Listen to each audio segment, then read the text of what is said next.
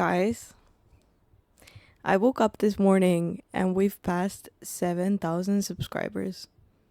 What? If I knew how to do a backflip, this would be the time for it right now, but unfortunately, or maybe fortunately for you, I don't know how to do a backflip, but I would definitely do one if I could. Thank you so much for everyone. I'm speechless. I'm speechless. Talk about speech. Today we are watching Accent Expert Gives a Tour of US Accents Part 2, because this is one of the first videos I recorded. Actually, I think it was my second video that I recorded that was about accents, and someone commented you should watch this video, and then we watched it, and a lot of people have been saying that I should react to the part 2 because apparently there's a lot of people that do the part 1 but don't do the part 2. So, and I already responded to the comments like, yes, I'll do the part 2. So yeah, that's what we're doing today. This video was awesome. The first part was super cool. Like, they explained the accents so well, and like things you might not notice about the accents. Also, people have been saying that you can notice the Spanish in my accent, which Spanish is probably stronger than English for me. So yeah, I mean, it's like sometimes I will take Spanish sentences, and I will just like turn them into English, like straight up. So that's, yeah. What I mean by that is valid. Yeah, I do have Spanish in my accent most likely. But yeah, let's see what this video is about. Hi, Eric Singer again, dialect coach. I'm doing a map tour of North American accents. If you missed part 1, check it out here. I'm starting part 2 from the south.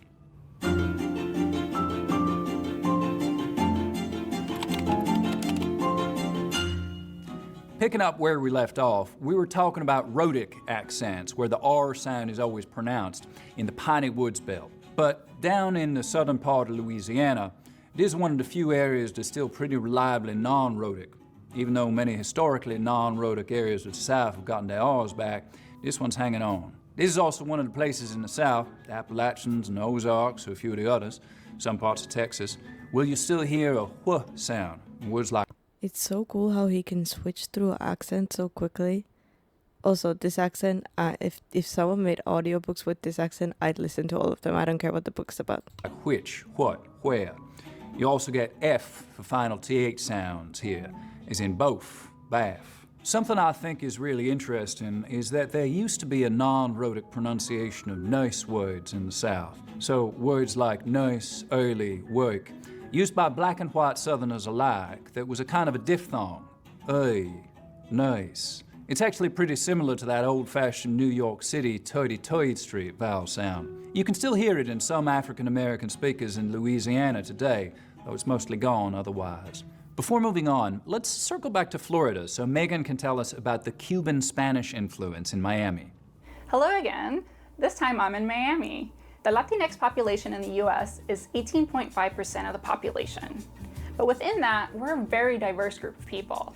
Before we get into Miami English, I just want to make it clear that not every speaker of Miami English is Latinx. Not every Latinx person in Miami speaks Miami English. I'm half Dominican, like from the Republic Dominican.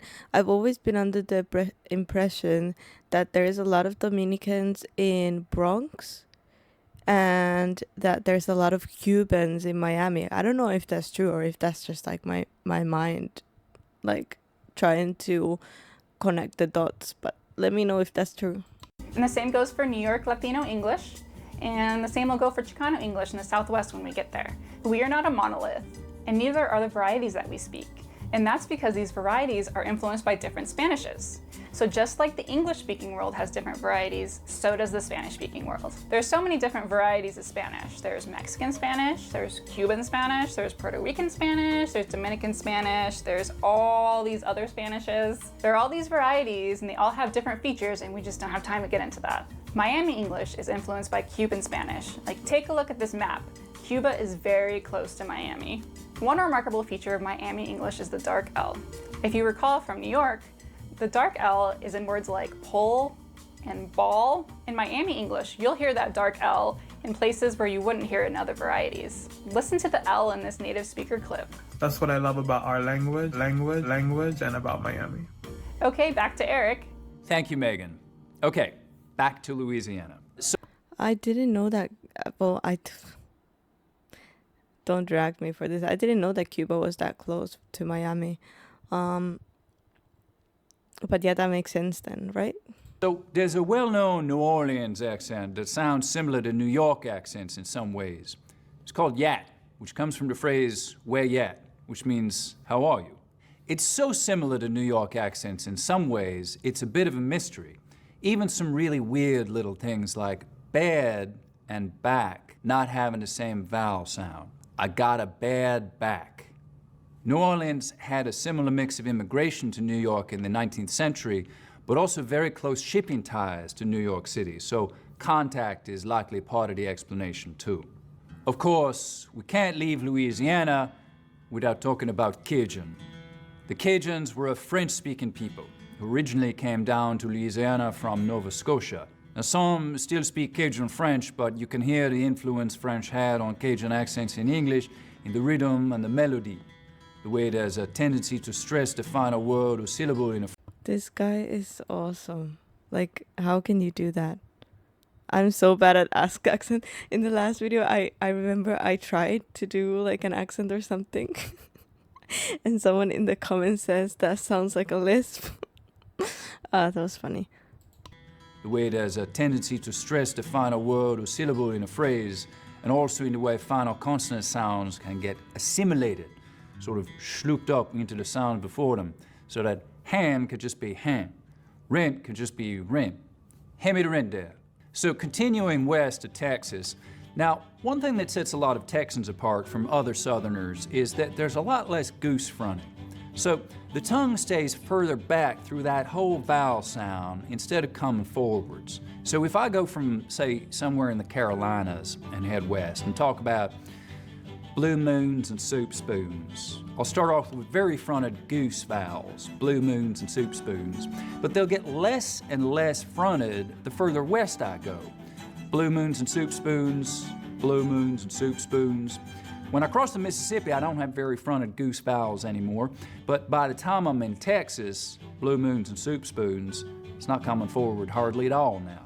Now, one thing that separates the eastern part of the state from the western part is how far the price smoothing goes. Remember when we talked about how piney woods belt accents have full-on price smoothing, so it affects ride and write, live and life? We'll see that kind of full-on version in western and central Texas. All those words are smoothed out just like that. But in the eastern part, it's only on words like high, ride, and live. Words like right and life will have a diphthong. Why is it this way? Well, again, because of the history of settlement patterns. The white people who settled in the western part, in the Great Plains part of Texas, the western and central parts, mostly came from Tennessee and the Appalachians, full price smoothing areas. As we head up into Oklahoma, I'm going to turn it over to Kalina Newmark again. Hello again. Oklahoma is a home to nearly 40 Native American nations, including the Cherokee and the Comanche. Before jumping into the local Native American dialect features here in Oklahoma, I'm going to share a little bit about the history of Native American English. Native American English is also known as the res accent or reservation accent. Sorry, I have to say, she's so pretty, and her smile is like, well, she hasn't smiled yet, but I can tell her smile is gonna be so pretty. Also, Texas accents, I love them. I love them. We need to get into some country music soon or something. I want to hear more. Also known as the res accent or reservation accent. It occurs in First Nations and Native American communities across the United States and Canada, regardless of whether or not a heritage language is spoken. Native American English is often identifiable because of its prosody. Sometimes it's described as monotone, other times it's described as sing-songy. Within Oklahoma, community members describe Native American English both ways, and that makes sense. There are different varieties within the state. In western Oklahoma, the Anadarko accent has been described as monotone. Contrast that with Cherokee English in eastern Oklahoma, which is more sing-songy. Sometimes we can forget where we come from, you know what? With that, let's go back to Eric on the map tour. Thank you, Kalina. Quick stop in the Ozarks, where we can hear some accents that are real close to Southern Appalachian accents. A little bit different goat vowel and some others, but real close in a lot of ways, which is because, again, of settlement patterns. The original European settlers of the Ozarks came from Southern Appalachia, and we hear some of those same constructions like a going and a hunting, as well as a lot of shared specific dialect words. Now, up in Chicago, and in fact in the whole Great Lakes area, we have one of the most significant... Talking about the Spanish accent, by the way, because that reminded me of it, that a going, a hunting. Spanish people usually would put an E like on front of everything. Like there's this joke in Spain too, like how Spanish people speak English. They say, like, instead of saying where's the train station, they say where is this train station? Or I don't know, just like they just put an E in front of a lot of words. And also something that I've noticed is that they say G as in like dog, my dog, like dog, which is like just odd. Dog, bach. If it's bug, they say bach. But yeah. Ongoing changes happening anywhere in the English-speaking world today. It's called the Northern Cities Shift, or the Northern Cities Vowel Shift. And it may be the biggest change in English pronunciation anywhere since the Great Vowel Shift, right up to and through Shakespeare's time. Now, it's a change shift, which is kind of a merry-go-round of changes. Here's how it goes. So in most accents of English, the vowel sound in words like cat, bag, what we call the trap vowel, is something like ah, right? We make it with the tongue cupped down low and towards the front of the mouth like this. Ah. Okay, ready for this? Here's the first move in the Northern Cities change shift. This vowel unit moves up in this direction. So it's pronounced with a little bit tenser tongue and sounds like cat, bag, up here. Put the cat in the bag. Now that leaves an open space in terms of available vowel real estate, where that trap vowel used to be. Now it turns out that vowel sounds like they space themselves out in our mouths. They abhor a vowel vacuum, if you will. And so what happens is that the lot vowel, which normally lives back here, your tongue cupping low down in the back for an open ah sound, moves forwards towards where trap used to be. So in Chicago, it's not a hot pot, it's a hat pat.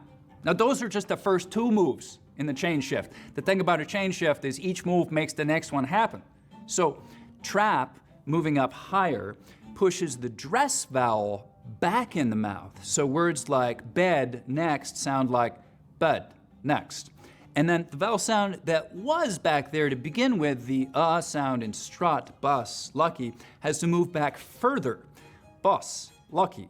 So now cot sounds like cat, bat sounds like bet sounds like butt, and butt sounds like bought. Pretty dramatic shift. This whole area around the Great Lakes is affected by the Northern Cities shift, though not every part of it has it to the same extent. Besides Chicago, it's strongest in Syracuse, Rochester, Buffalo, and Detroit. Let's head over to St. Louis. Here's Nicole. There's a feature in African American English in places like St. Louis and Memphis called the near-square nurse merger, or R centralization. If you know the song by the rapper Nelly, Hot in Her, you have seen an example of this.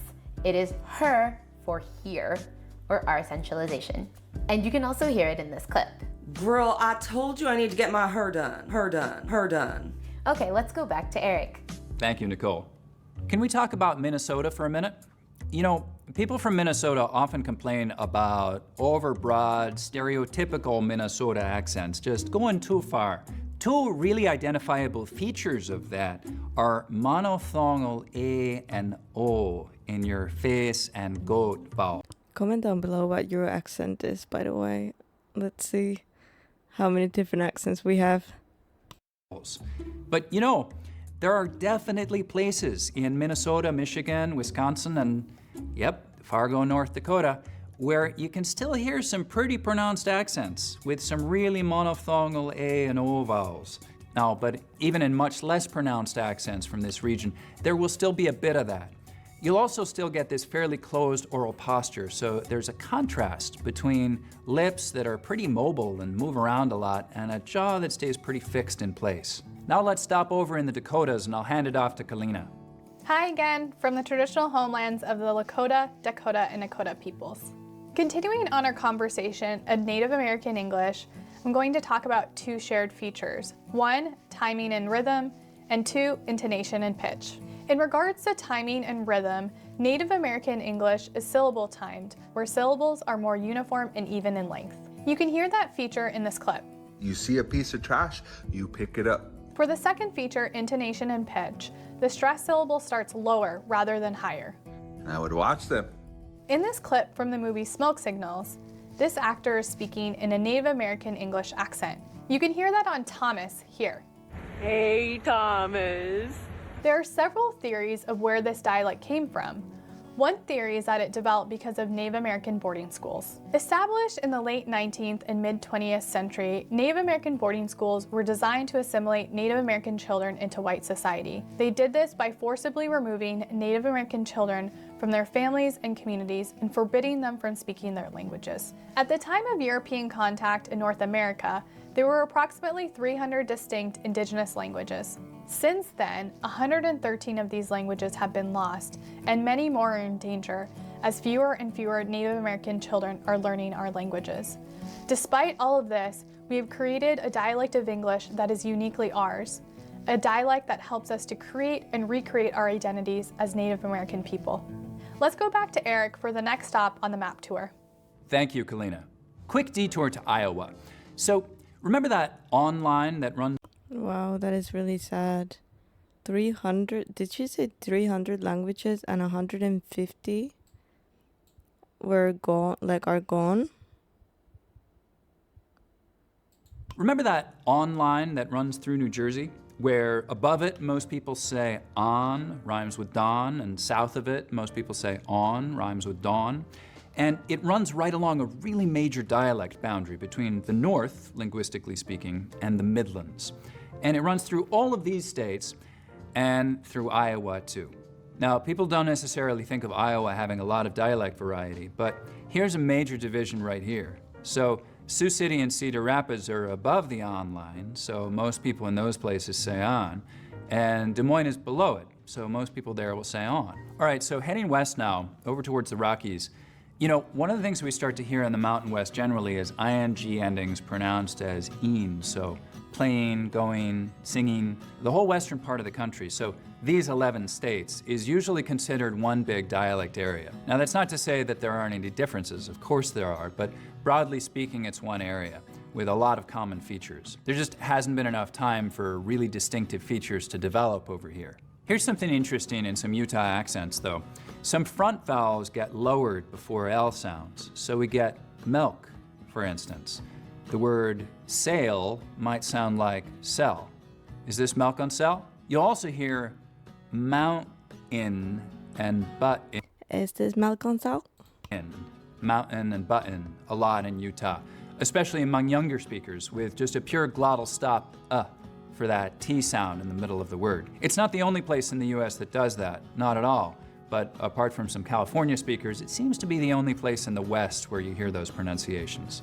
We're gonna end this segment here. Please join us for part 3, where we'll pick up in sunny Southern California. That went past so quickly. What? They've done these videos so well. I love the editing. I think in the last video as well, I said this is free. This is YouTube. It looks like a TV series or some actual educational series. I love it. Let me know in the comments down below if you want to see part 3. This was super interesting, but I got a little bit taken aback by this, this kids going to school and not being able to speak their language. Look at his face. Come on.